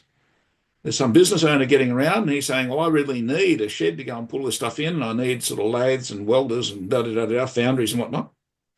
So this one is the one which brings all of these things into play. Who's going to refine steel if nobody's buying anything made out of steel? No, wouldn't be done. Who's going to design tractors if nobody wants to buy them? Right? So this fund has a name sometimes. The cause of causes. Okay? Because it's the cause which gets everything else going. And if you like, it's the end point, the finish of all of this process. And its name in classical thinking is the finishing cause, the final cause. Yeah, the four causes. Right? When we come back up to this other diagram, okay, where do these causes, can you still read it if I take that out a little bit? Mm-hmm. Okay, we've got four causes.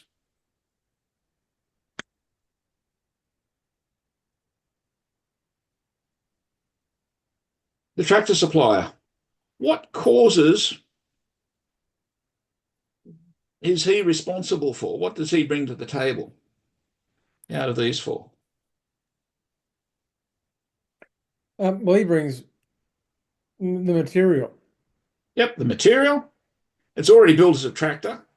Yeah. So in a sense, the form is in the tractor. So the tractor supplier has got a tractor which has got raw material steel, which is in the shape of a tractor.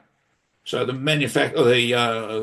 tractor dealer has actually got these on hand, if you like, because he owns the tractor. He owns the tractor, so he owns, because he's paid for it. So he's paid the maker for making the tractor, and the maker has already paid the steel supplier, and he's paid the designer. And so by the time the tractor gets to this point, what the tractor dealer owns is these three causes. Hmm. Okay? Now, what does this fella own? The demand, Wendy wanting a tractor. The cause of causes and the finishing cause. Exactly. You own the need, the final cause. Now, when you think to yourself, oh, I really need a tractor to make my farm work, okay, you've got a bit of a fondness for John Deere tractors, but at a pinch, would you be willing to use some other tractor? Yeah. It's like for like. Yeah, okay. The demand is in Wendy and the other farmers. The demand naturally belongs to Wendy. The other causes, efficient material formal, they have been bought and paid for by the tractor dealer. Plus his holding costs and his delivery costs and all the rest of it, and he's sort of paying, writing checks for those all the time. So the tractor dealer, he can say, well, I own the efficient cause, the material cause, the formal cause of getting the tractor into my dealership. That's what I own.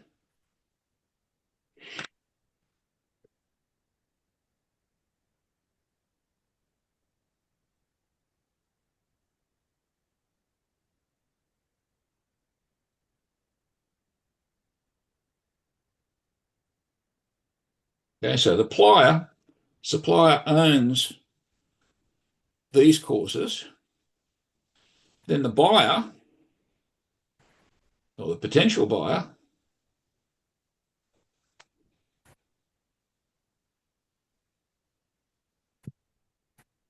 okay, owns, as Wendy says, the cause of causes.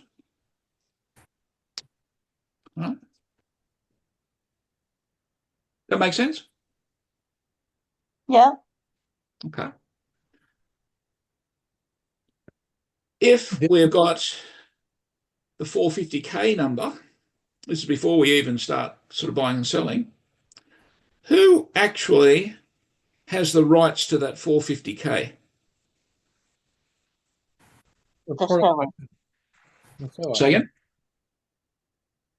The The seller. seller. The seller, that's right. So the seller owns 450K naturally. If you accept that there is a nominal profit margin, then Oh, yeah, yes. yeah. Now, good point. Excellent point, Derek.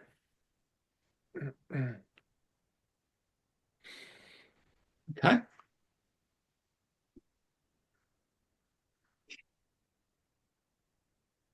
The buyer owns this.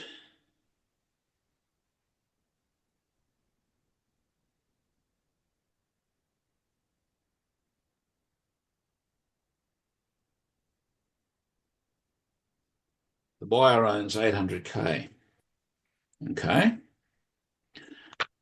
Now, Wendy's taken herself into town, and she's got a heart set on coming home owning a tractor. What does Wendy own? 800 grand. What does the John Deere dealer own? The 450 tractor. Right. Now, when Wendy rides home in her tractor, trade plates on the back or something, how where's the price end up? That's you've got the numbers in there, or whatever price they decide on. Okay, who ends up with the price in their pocket? The seller. Yeah, the seller. Right. Now, after the transaction, the seller has in his pocket, let's say the price is 600. That's the price that it's traded at. Okay. Deal. Okay. The seller now has got 400. He's got $600,000 in his pocket. Right. What has he really got? He's got $450,000 of his own. Plus, he's got an extra 150,000. So you could say that's the value part. That's the which part? The value part. Value. Yeah. It is kind of like a value part. Oh, it's an extra. It's above It's a kind of a needs. bonus. An That's above right. needs price. Yep. No, you're exactly right. Now, this is the tricky part in our culture. Who is the natural owner of that 150,000? Who's the natural owner or who is the possessor? That's Well, yeah, no, I might. Yeah, that's a good point, Derek. Okay. The buyer should be the owner of the 150,000, but they're not. That's right. What do you call it when I have $150,000 worth of your money in my pocket? If I go out and I sort of, see you down the street and I notice that you've got $150,000 kind of hanging out of your hip pocket, and I just go and pick it up very carefully. You don't notice. I put it in my pocket and walk home.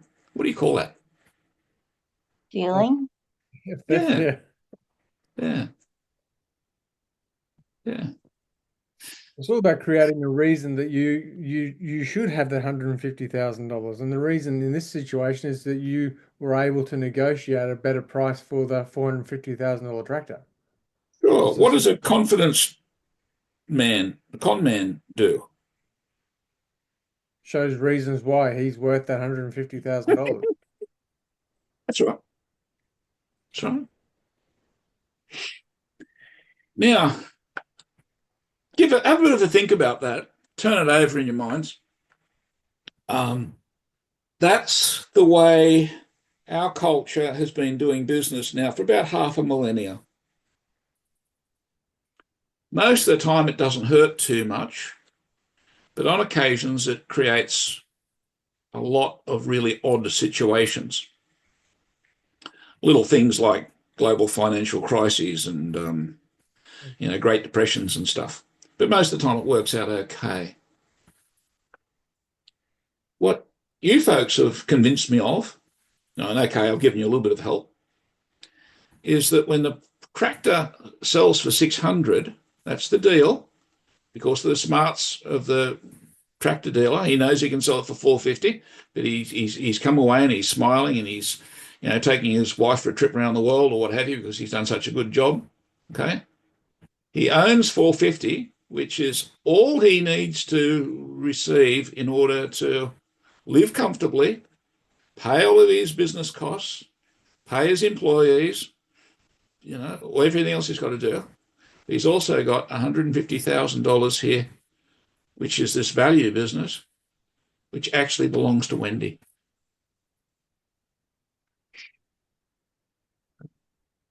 Now, whether we're talking about stamp collections or tractors or actually bits of real estate, if we apply this kind of analysis to real estate, we end up with similar results.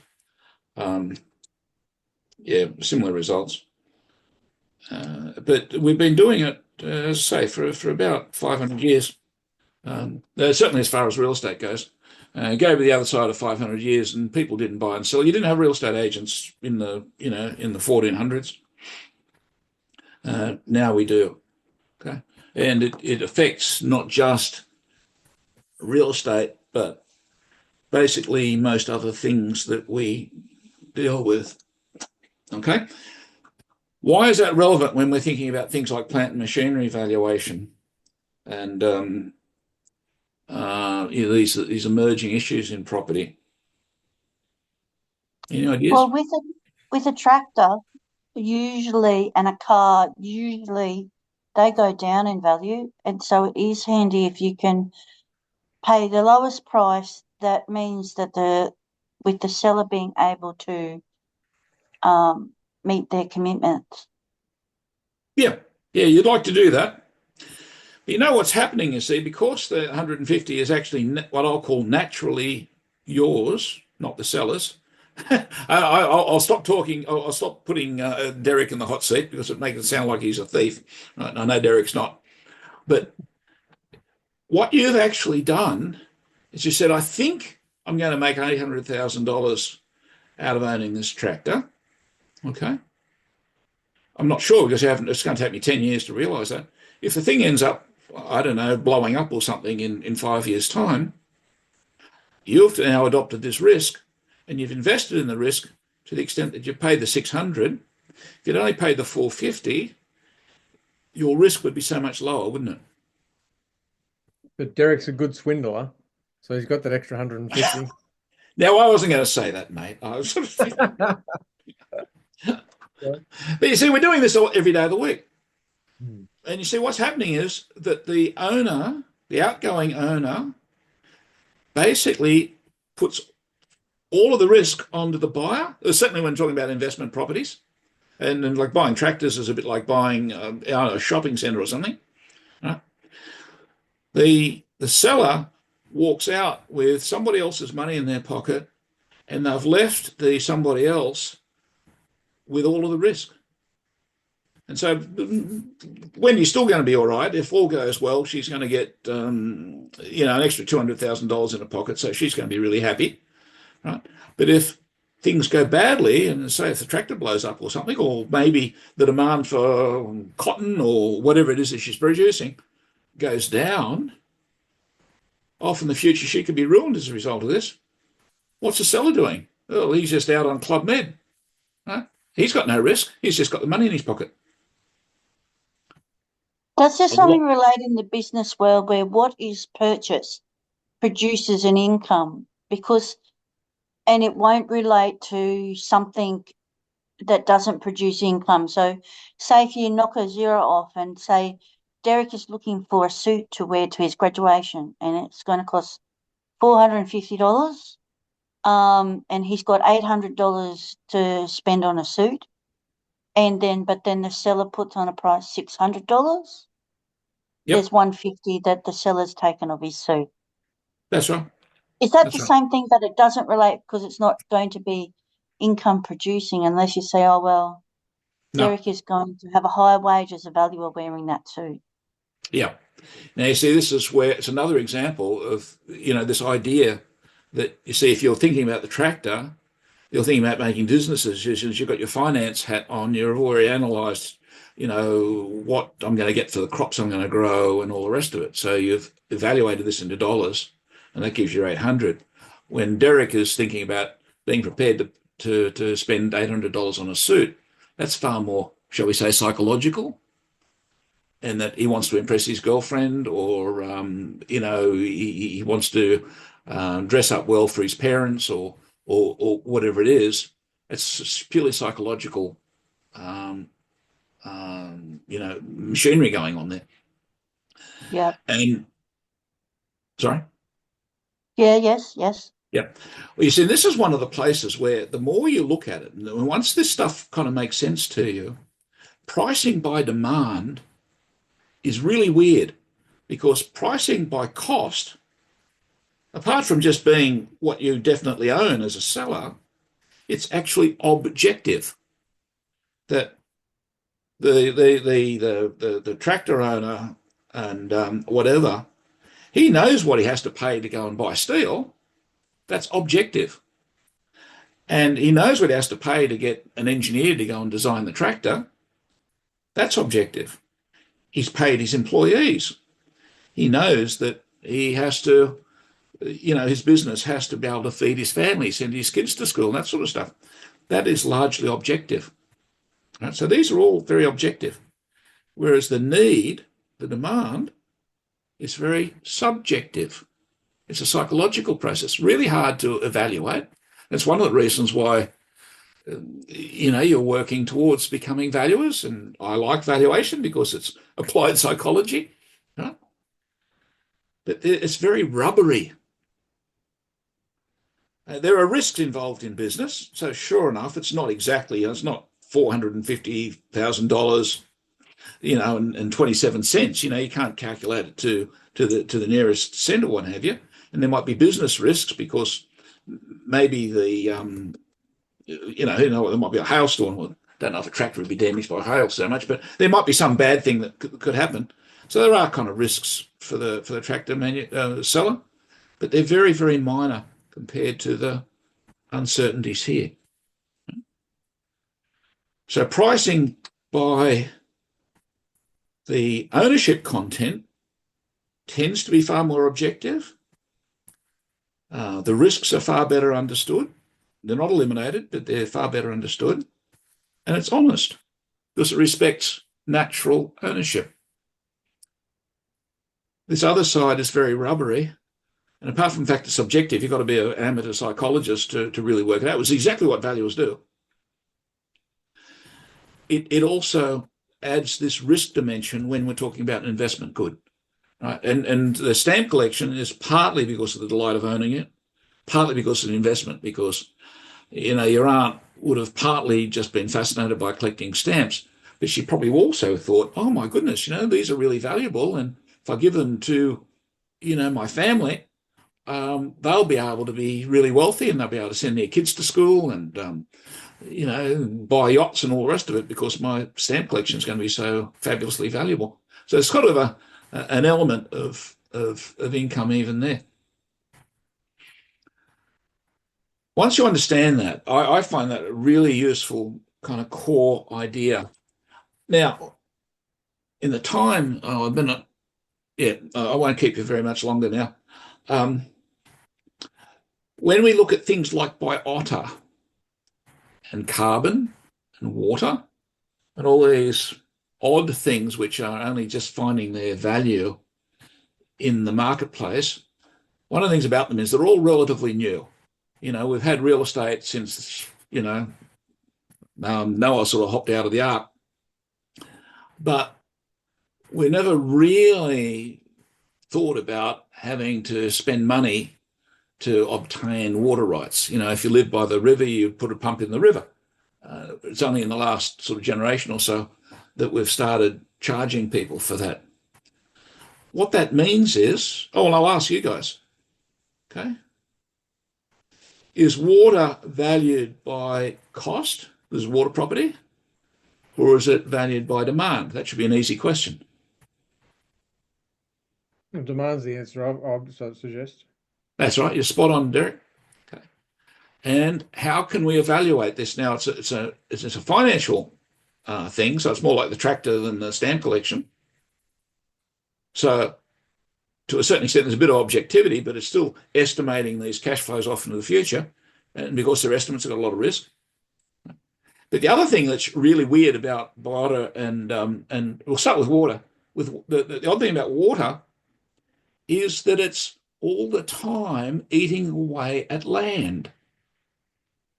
The more you pay for the water rights for your farm, the less the dry land is worth. And I think that's the kind of calculations that Wendy, you're sort of thinking about at the moment, thinking of selling the water off your property and going back to dry farming? No, don't think so. Well, it depends. Can you just say your question or your statement again you wanted us to think about, please? Oh, what's this? Well, what I'm working towards is what's the word water worth? Okay, and I'm saying that part of the value of water property as it exists today is the fact that it's actually competing with the land. And so what's the value of water? Is there an answer to that? I look at that and I think that the cost of the water should be um, with the need side. Second. And then I think the cost of the water should be at the need side. It should be the Yep. cost plus the profit. And then however, there's a fat profit put into it, and the whole ownership of the farm changes hands. Sure enough. You see, in a sense, what's happening is that water is working towards having the difference in value between the dry farming value and the irrigated farming value. And of course, one of the complications there, it's the same with carbon property and biota, is that we're actually very primitive in our understanding of even how much there is of these things. How much carbon is going to be captured if I stop running a plough over my paddocks and just let the natural vegetation come back. We've got hardly any idea really of the volume of carbon that's going to be captured in the soil. Yet we're putting a price on it because then we're doing these carbon offsets against electricity production and manufacturers and all the rest of it. But very, very primitive at understanding the value. The water value is largely, it's a contra. It is acting against the value of the land. So the dry land in Australia is becoming less valuable as water is becoming more valuable, and it's all priced ultimately on demand. And demand, one way or another, from what we've been seeing here with the tractor example, actually is the wrong way to value things, because we're valuing something which doesn't belong to us. We're going to be charging for something that doesn't belong to us. When somebody pays, any amount for water property, what they're really doing is making the farmer then pay out for their own hard work. And that's something that goes right through sort of land. Another mention of these emerging property types is the way that a lot of it only exists because of legislation. If we were to turn around tomorrow and say this carbon property sort of thing is a real rort, or we'll change the legislation and say, well, if you own a property, then obviously you own the vegetation on it, so we'll just let you go off and do what you do with what you own. Okay, it only exists because of the legislative environment we've got right now, and that could easily change into the future. So I'm just thinking, could carbon be treated the same as water? But with water, well, you've got the rain that goes onto the land, but with irrigation, you've got the water goes on if it's available and you've paid your fees, or it doesn't go on because the water's not available or you haven't paid for the fees for your water license. Could it be the same for carbon? But carbon is actually in and on the soil. Yep. All of the leaves and the twigs and so on, that is actually on the soil. But could you see, would carbon or mulch, say, be traded as a separate commodity?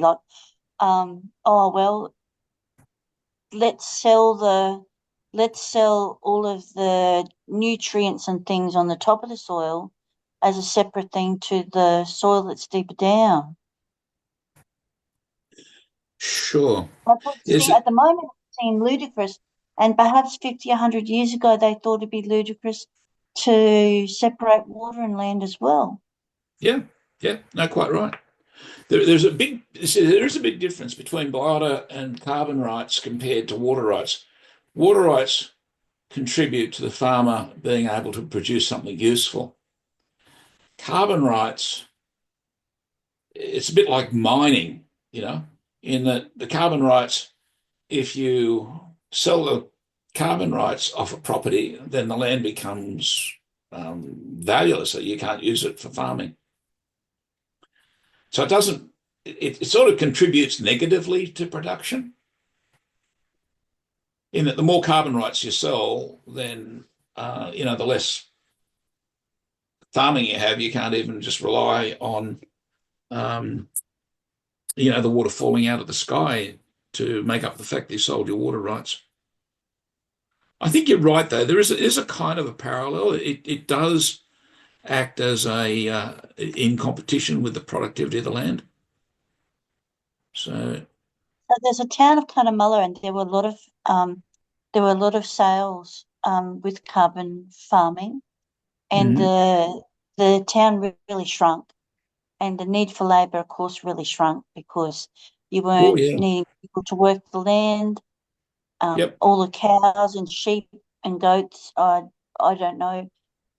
They they've been probably taken away. didn't collect all of the goats. They're pretty hard. It's hard to collect all the feral goats, and they didn't collect all the echidnas or the kangaroos. But like the town of Cunnamulla really did change.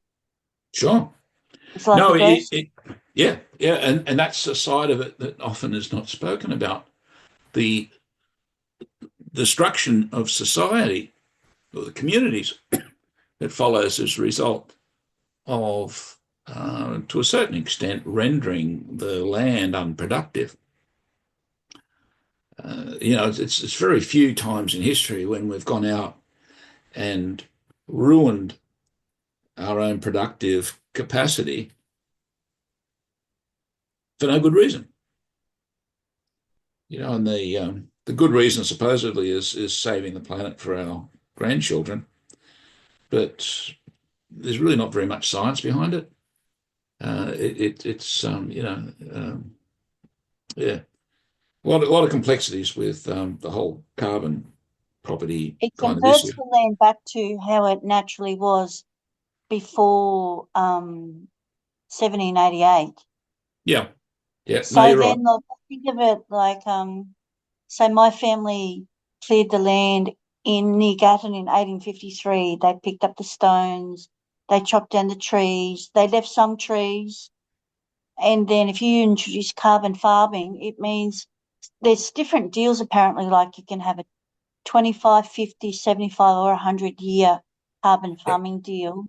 yep. And at the end of say at the end of 100 years, it would be back to, say, stones and trees have got to be cleared again. So if Sure. the land's kept in the family, your future children are going to be, well, if it can convert, if the legislation allows, it can convert back to farming again. It's starting all over again. Well, that's right. It means that your probably great grandchildren will have to go out there and clear the land and, as you say, start all over again. During that 100-year period, though, that's a bit of Australia's food production or fibre production, which has just been taken away. And so for that 100 years, let's imagine if all the farmers said, oh, we will go along and sell our carbon property. I find the idea or the name carbon farming actually a distraction. It's carbon mining in a sense, or it's negative mining, in that a mine, once you take, the gold out or the coal out or whatever it is that you're mining, the land is useless. That's not farming. Farming is where you use the productivity of the land, so the land is very useful. So the sale of the carbon property rights simply reduces the country's ability to feed itself. And that's not necessarily a good thing. We have to have a really, very strong, reason to basically put ourselves in a situation where we're going to be reducing our standard of living.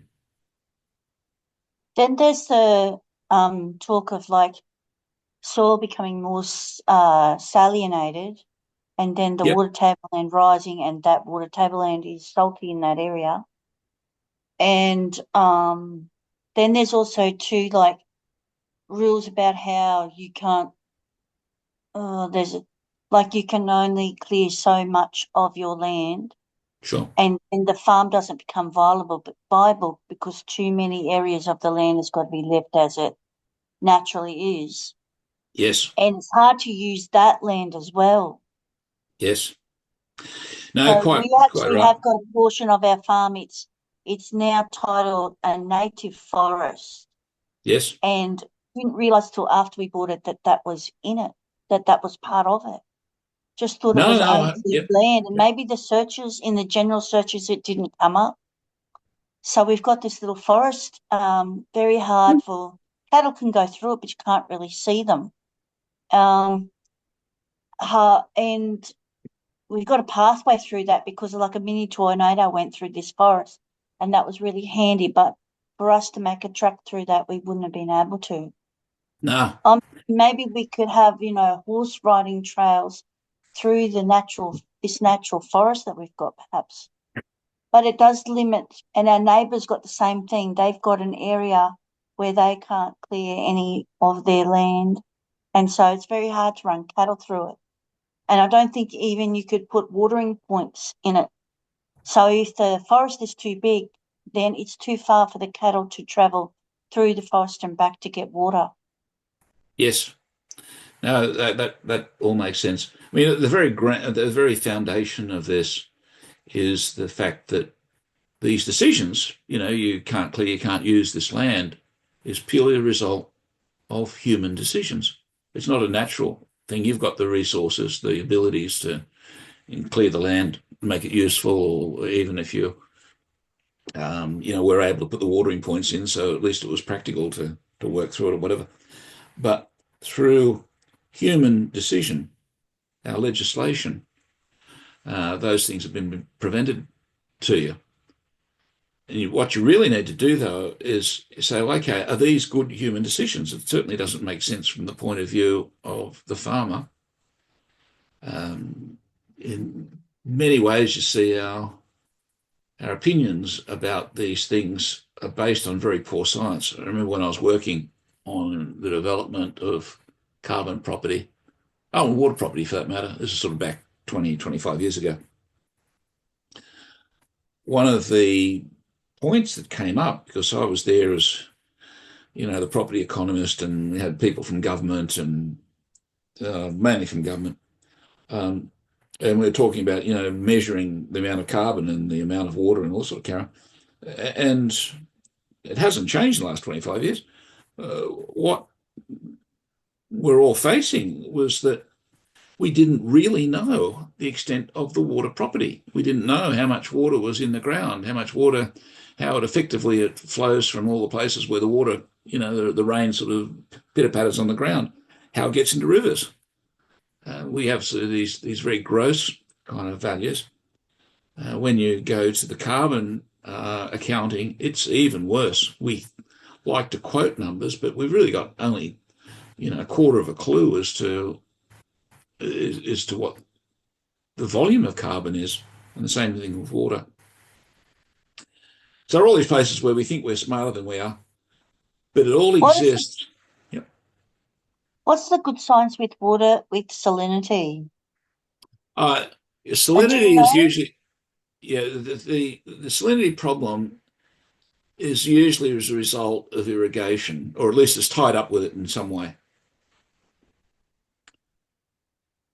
I think that's a reasonable statement. One way, you see, Irrigating with the table with water table and water, underground water. you see, even using water out of the river has the capacity to do that to some extent. Because you see, if the water that's getting onto the ground simply comes out of the sky, there's very little chemistry associated with it. Whereas once the water gets into the ground, then it flows into the rivers, and then you're pumping it out of the rivers. The river water is not as pure as the rainwater, and that will end up concentrating because you're using that to then irrigate your crops. Well, okay, let's say you're using sprayers to send the water around. Well, so much of that is eventually going to evaporate. And so the water evaporates out, but the salts and stuff that may be in very low concentrations in your rivers, they're going to concentrate over time on your paddocks because you're sucking the water out of the river, you're letting it evaporate, and you're basically creating the equivalent of a very low quality salt pan. And so the salinity problem is a very real problem, but it is largely associated with irrigation. It can be associated a bit with clearing because you take out the vegetation, and the vegetation itself has a bit of a bit of a process of extracting the chemicals out of the ground. And yeah, that's like a secondary effect. If it's being turned into timber or something which is going to be taken away from the land, then it keeps the balance kind of going. But that's only a secondary effect. Okay. Yep. Any last questions? I was just thinking we better sort of move on because keeping you in now. Whether we were going to talk about the exam or not this morning. Yeah. No, the date for the exam? The date for the exam is basically 2 weeks after week 12. It will be on, where is it? Tuesday, the 17th of June. Now, notionally, it will be held in the morning, so roughly the time of our class.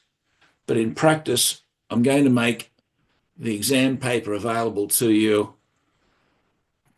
at 6 a.m. in the morning, and you'll be able to do the exam and upload the results anytime until 6 a.m. the following day. So that'll be Wednesday, the 18th of June. Okay. Okay. So you say the 12th of June? 12th is a Thursday, I think. Yes, it is. 12th is a Thursday. I'm just looking at the calendar now. Is that the date of the exam? Oh, no, sorry. Tuesday, the 17th of June. Okay. 1-7. Yep. Okay, thank you. Yeah, that's in Moodle. So I put up the exam advice. The exam advice basically tells you that the exam is going to look very much in form. It's going to be parts A and B, very similar to last year's. Well, different questions, obviously. Yeah, bit of variety in part B, compulsory question in part A. And you download 2 files. The part A is numerical, so I'll give you an opportunity to demonstrate your prowess with Excel and all that stuff. We can talk about going through some of these questions. One of the things that I recommend people to do is to start, developing their answers for especially part A, and then put them onto the general forum and discuss them. I invite people to do that every year, and a couple of people do, and unfortunately not as many. But I'll continue to just make that request. If you put it on the general forum and then, just talk to other students about what you're doing, it actually helps both of you to understand it. And that's really good for your self-reliance and really getting this stuff sort of, inside your head. So I'd recommend that. You've got a few past exam papers. I think the examples, like the maths kind of questions, are quite different puzzles. I'd kind of prefer not to work through them in class, but maybe we'll do some of that. If you ask particular questions, then we can do them during the workshops next week and the week after if you want. But I would prefer to see that you've already had a pretty fair crack at it, because otherwise I'm just doing demonstrations and you're not getting the opportunity to actually experience learning it yourself.